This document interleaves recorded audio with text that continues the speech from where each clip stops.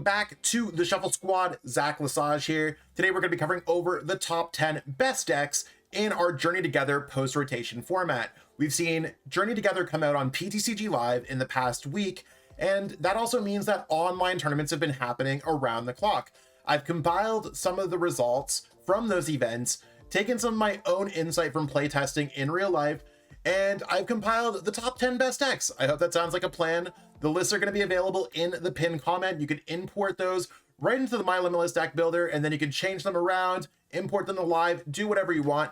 If you need any of the cards for those decks, check out our sponsors at Kayfabe Cards, PTCGL Store, and of course, smash that like button, subscribe to the channel, and let me know what you think the top decks are. Which deck are you playing with? Always love to have a discussion in the comment section, and it helps boost the YouTube algorithm. I'm going to be covering over every single deck list available in this video, so I hope that you enjoy it. Let's see exactly what we have going on. At number 10 this week, we have Iron Hands EX in the Future Box deck.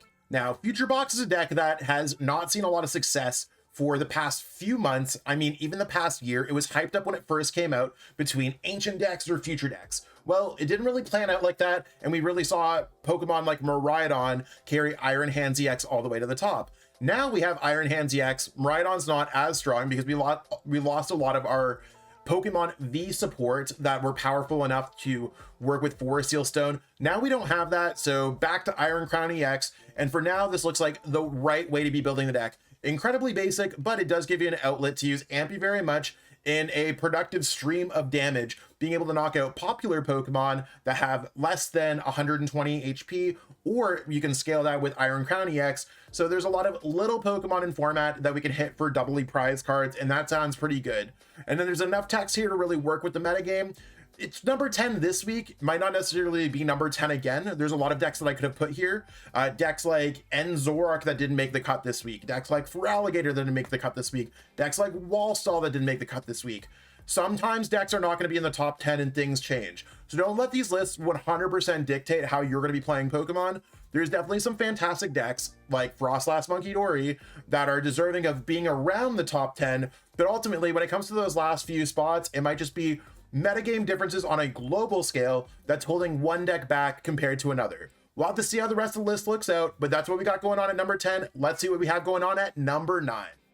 Another newcomer to the list this week is going to be Hopp's Zation EX with Munkidori. Now, this kind of spread aggressive deck wasn't a deck that was on my radar, but it has been doing well at Limitless events, and it's kind of taken the torch from decks like Frostlast Munkidori and kind of proven that it's the more successful spread deck right now. We did have Frostlast Munkidori make second place at that regionals, but Hopp's Zation overall seems to be doing a little bit better. Is it good? Well, Insta-Strike doing 30 damage, plus an additional 30 damage from Hopp's Choice Band, plus having a free attack, plus being able to do an additional 30 damage from Postwick. There's a lot of damage modifiers here, you know what I'm saying? And Munkidori can move damage counters to your opponent's Pokemon, and that's why we're going with Darkness. We actually don't need to be using Brave Slash. We're using it for its quick Insta-Strike attack for free. And then we can attack with a Hopp's Cramorant at some point, get our Pokemon back, and maybe finish the game up with a Blood Moon. It's an interesting new archetype, and we're gonna have to see how it goes. But when it comes to these thematic decks, this seems like the best one of the bunch, better than a traditional Ends deck, or a traditional Lily's deck, or an Iono's deck. I think Hopp's Zation EX might actually have a place in this metagame, so I recommend picking up the cards for this deck. Like I said, Kayfabe and PTCGL Store, let them hook you up. Let's see what we got going on at number 8. At number 8, we have Gardevoir EX. We've lost Refinement, but we do have the Curlia from Scarlet Violet. That's good enough, right? This deck has some issues in this format. It has some answers in this format as well. Mainly, if Dragapult's a very good deck, and Dragapult's been a very good deck for a long time, Lily's Clefairy being able to activate all of your Psychic Pokemon into having double damage against a Dragapult or a Raging Bolt sounds like a good time. We also have access to Klefki. Klefki is going to be a hot tech that we've seen pop up in some other decks to kind of slow down your opponent when they have their Fan Rotom and all those basic Pokemon abilities. Those are really popular. Klefki can be great. We've seen it in Gardevoir before. We're seeing it now again. Mew EX being able to copy a Dragapult, doing 400 damage and doing 6 damage counters to the bench to knock out something else sounds great, and especially when you pair that with Munkidori, means that we probably have a good matchup against one of the better decks on this list that we haven't seen yet, but it's probably here. And I think that it's just, we have to go with Brilliant Blender because we don't have access to Curlia with Refinement. We're not as consistent, but we have Mew EX, so maybe we're okay. I think Gardevoir EX has a place in the metagame. It's not necessarily at the top as it once was, but it's certainly within there, and it can definitely beat some of the top decks in format. We'll have to see if this deck grows, especially as we approach Atlanta, but let's see what we got going on at number 7. At number 7, we have Charizard EX with the Noctowl package. Now, I've been playing this deck for a hot minute now, and I think that Charizard is close to being all the way there. Certainly, we can be tackled over by a Wellspring Ogerpon, knocking out Charmander, or maybe Dragapult can control the tempo of the game with Itchy Pollen. But having access to Dusknoir and Briar is absolutely fantastic. My list is incredibly similar to the top 16 Champions League that kind of set everything off. There's a few adjustments that I've made here and there based off my own personal preferences, but I think that Charizard EX has a place to stay in the metagame, and I think Briar is completely underrated. It's one of the reasons why I think the EV Flareon box can see some success. Briar's just a really cool card, and decks that can play it and abuse it well, like Charizard with Dusknoir, really have a place always in the metagame. Might not necessarily be at the top, but it does exist within the metagame. We'll see. Will Charizard pick up some traction? Maybe not, because it largely has not at online events, but I do think it's really incredibly powerful, and it might be worthwhile to pick up and start testing before Atlanta, Monterey, Milwaukee, and any of the other tournaments going on. Let's see what we got going on at number 6. At number 6, we have Raging Bolt EX with Noctowl. We lost Pokestop, we went to Noctowl. Now, I did see Azul post online that he's like, yeah, drop all that Noctowl stuff, but I've actually been really liking this deck with Noctowl because I like the big bench. I like being able to search out whatever we want. I like having Fan Rotom as an additional attacker. And we have room for some cool techs too, like the Cornerstone and the Slitherwing. So if you run into a Pikachu, a Farigiraf, another Cornerstone, we have answers with Cornerstone itself. I saw in an online list that Judge is better than Iono, so I've briefly updated this list where it was last week. So beyond all the tips and tricks and all the cool stuff that we've changed, Raging Bolt is still going to be slamming down Professor Sada's Vitality, using Bellowing Thunder, and really rocking your opponent's Pokemon, seeing if it sticks or not. I think that this deck is just kind of pure Pokemon beatdown gameplay, but there's a hint of spice. You know what I'm saying? We got access to whatever we want with Noctowl. We can knock out a Pikachu with Slitherwing. We could draw cards, free retreat. Options are cool, and this deck has a lot of options compared to other Raging Bolt lists. I like it. Now, we're halfway through the list. If you haven't already, like this video, come on, help Zach Lesage out. You might think that it doesn't necessarily matter, but every single like, single repost, sharing of the video, every single comment does help boost the YouTube algorithm. So all that stuff is great. Maybe someone else views it. Maybe you've been watching and you're not subbed. Help us reach the 30K subs. Anyways, let's jump into the top 5. Let's see what we got going on. At number 5, we have Poison Archaludon EX. Now, Poison Archaludon seems really good when it comes to having solid matchups on paper. Sometimes the deck plays out a little inconsistent, but those games where you're able to start first, Latias, retreat into Pekarunt, use Brute Bonnet, Poison, and then use Perilous Jungle. I hope I'm pronouncing all that stuff right. I'm sure you'll let me know. I'm always butchering Pokemon names, attacks, whatever. Turn 1, knocking out your opponent's basic Pokemon before they even get a chance to start playing the game. That is quite literally Cloth 2.0. Cloth low-key survives the rotation in the form of Archaludon, and if you're not playing the early game knockout gameplay, we have the mid to late game Archaludon plus Binding Mochi plus all that poison package that can pack a bigger punch than it ever did before. Being able to get back those resources. It's a weird deck with all the Carmines and the Squawkabillies, but it works somehow. And I think it's one of those decks where if it goes on a run, we could see this easily winning Atlanta. But if it has a tough start, this deck just kind of blows. So it's probably why it's placed more in the middle and not at number 1, 2, 3, 4. But it is our number 5 deck. Absolutely fantastic. See what we got going on at number 4. At number 4, we have the Dango EX with the Dunsparce. Now, I personally like the Dunsparce EX more than I like playing Scizor and Scizor EX because I like the extra draw power that we get from the Dunsparce, and I like that the Dunsparce EX can actually do some damage to things like Cornerstone. It has a shred base attack in case we run into anything funky. And of course, Gholdengo EX can make it rain, knock out whatever we want with Make It Rain, and it has some stability because coin bonus allows you to draw out whatever you want. There's some cool techs in here like Vengeful Punch to get around Pikachu EX, which is very prevalent in some top decks right now. Otherwise, it's a pretty standard list across the board, and it's been working fantastic in testing. I don't think enough people have put in the effort with Gholdengo, but we did see it make top 4 at the European International Championships, 2nd at Vancouver. Maybe that win at Atlanta is coming up. Early post rotation, this seems amazing. So give it a whirl if you haven't given the Golden Cheese String Man a try. Gholdengo EX is broken. Let's see what we got going on at number 3. At number 3 this week, we have Terapagos EX Bouffalant. Now, this is a list that is very similar to what Luke Morsa's Celios Network played at the Tournament of Doom Regional Championships.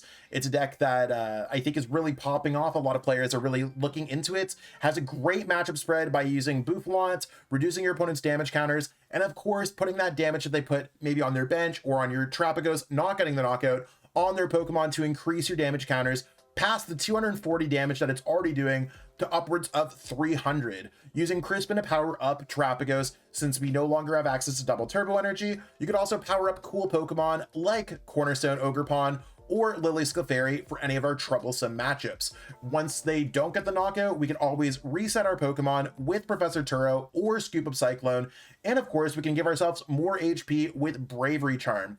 These Area Zero Noctowl decks have really taken over our format. This is one of the better ones in format, and it might even grow from 3 all the way up to number 1 as we approach Atlanta. Will it get there? I don't know, but it's certainly worthwhile to give a try.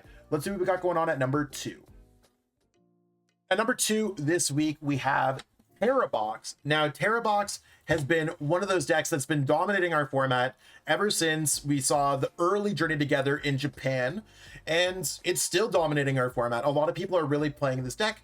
It's very difficult to play because you have all these different Pokemon, kind of like a diverse version of what we just saw with Terapagos. So instead of going for a defensive gameplay, we just have all these options, and we're using Crispin to power up all these different energies, a bunch of different energies, and you just choose the right Pokemon for the right situation. Of course, using that Pikachu EX with its Resolute Heart to stop your opponent from taking knockout or a one-shot knockouts, so they can hit the Pikachu. Resolute Heart gives you 10 HP back, and then Pikachu could punch back again. So there's a lot of really cool things, including wiping out your opponent with Wellspring Ogerpon, but it's not our number 1 deck of the week. I think that this deck might be a little bit too skill-based to truly be our number 1 deck in the formats. Maybe we'll see after Atlanta, but right now I think it's at number 2, including with its current tournament level success.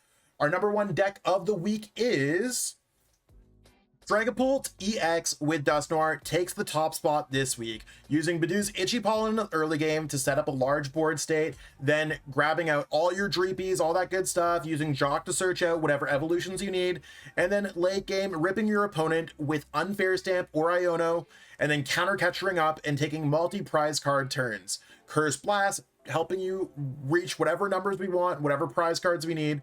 This deck is the one that came second at the European International Championships. It won Vancouver, and it doesn't really lose much from rotation. If anything, it gains from how the metagames kind of reacted to things, and having access to Unfair Stamp and everything else that we have. We just have options that other decks do not have.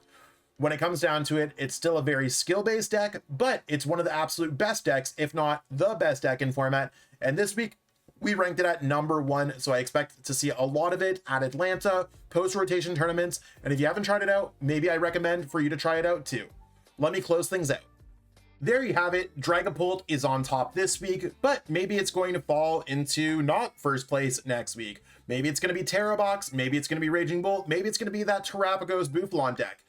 Remember to play your decks online. Remember to be vocal about everything that you have going on, because you never know when your deck, even if it wasn't featured this week, could enter into the top 10. I appreciate everyone for tuning in. As always, stay tuned for more great content from the Shuffle Squad and myself. I know that we have Metafy masterclasses happening around the clock on the Shuffle Squad. You can check it out in our Metafy group in the description. And of course, if you're looking for anything for myself, such as personal coaching or any of my Metafy content, check out my links in the description as well. Enjoy your weekend, have a great one, and we'll catch up with all y'all soon. Peace out and have a great day.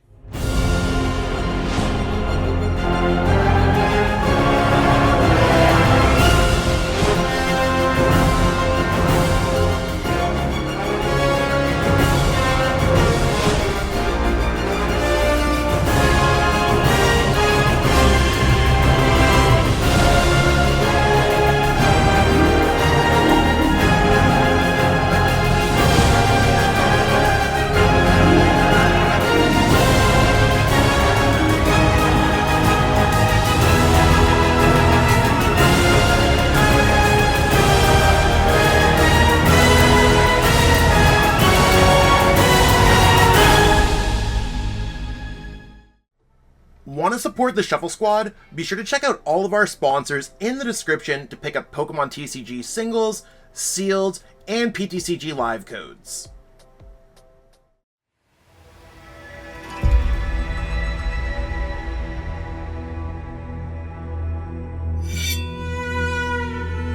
Tabi no hajimari wa tsune ni michi e no ippo de aru. Sore wa yami e to tsuzuku. Hajime no ippo o fumidasu ni wa yuuki ga iru. Soshite tabi no owari ni wa tabi o hajimeta toki no jibun to wa betsujin ni natte iru kamoshirennai. Tabi ni deyo. Monogatari no tsugi no shou ga onushi o matte iru. 将軍の道を歩め、侍の箱とともに、アルティメットガードが送る冒険の第一章。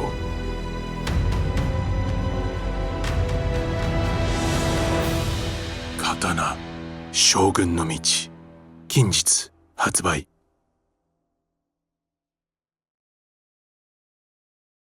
Thank you so much for watching this video. I hope that you enjoyed the content that we have today. And maybe you'll click on one of these other videos, enjoy those videos too. If you haven't already, give this video a like, subscribe to the channel, and let us know in the comments what video you want to watch next. Until next time, we'll catch up with all y'all later. Have yourself a great day.